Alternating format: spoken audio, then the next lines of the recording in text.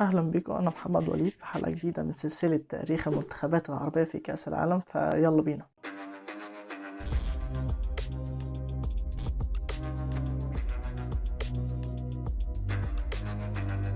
دخل المنتخب التونسي البطولة أول مرة 78، مقدم أداء لا يستهان به، ونجح في تقديم نسخة عربية مشرفة رغم خروجه من دور المجموعات.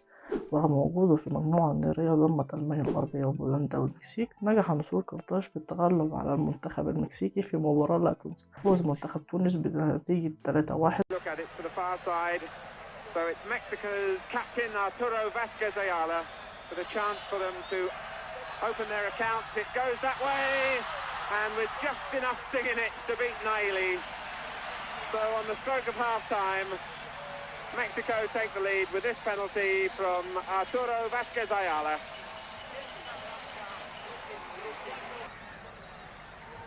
For Tarek. Thinks in again for Kabi, and he had time to shoot and scores!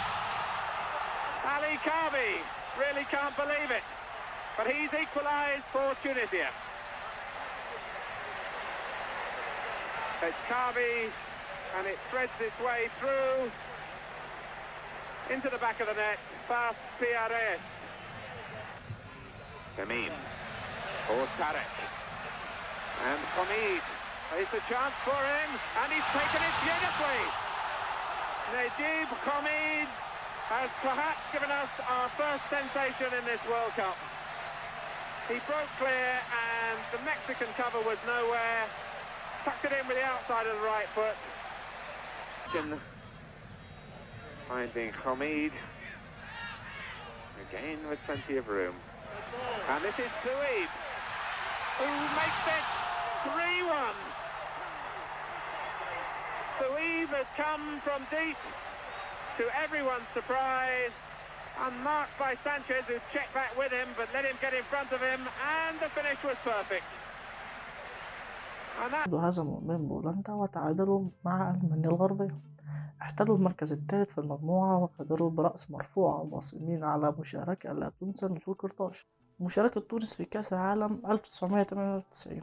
عاد المنتخب التونسي إلى كأس العالم بعد 20 عام، وبجيل يقوده شكري الواعر الحارس التاريخي في الكرة التونسية. وقعت تونس في مجموعة صعبة ضمت كل من إنجلترا وكولومبيا ورومانيا. حصل نسور قرطاج نقطة وحيدة من التعادل مع رومانيا متصدرة المجموعة، والهزيمة من كل من إنجلترا بنتيجة 2-0 وكولومبيا بنتيجة 1-0.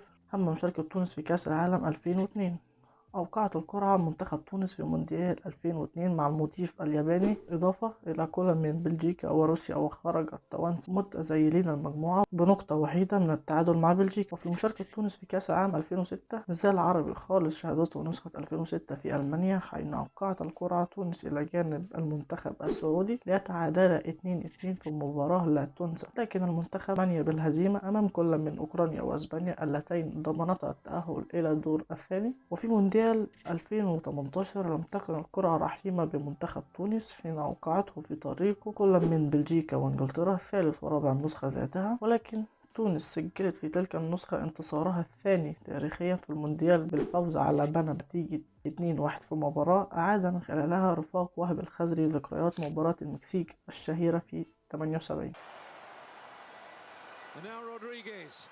Roman Torres again. Rodriguez, deflection and in.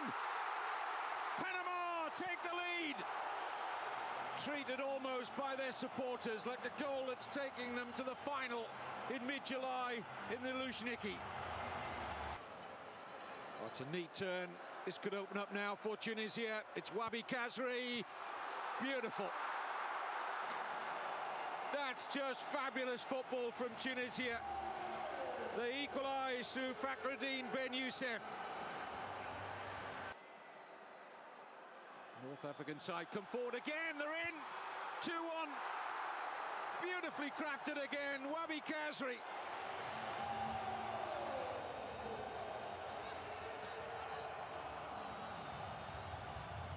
وبكده نكون وصلنا لنهاية الحلقة، فيا رب تكونوا استمتعتم بالحلقة. نتقابل في حلقة جديدة. سلام.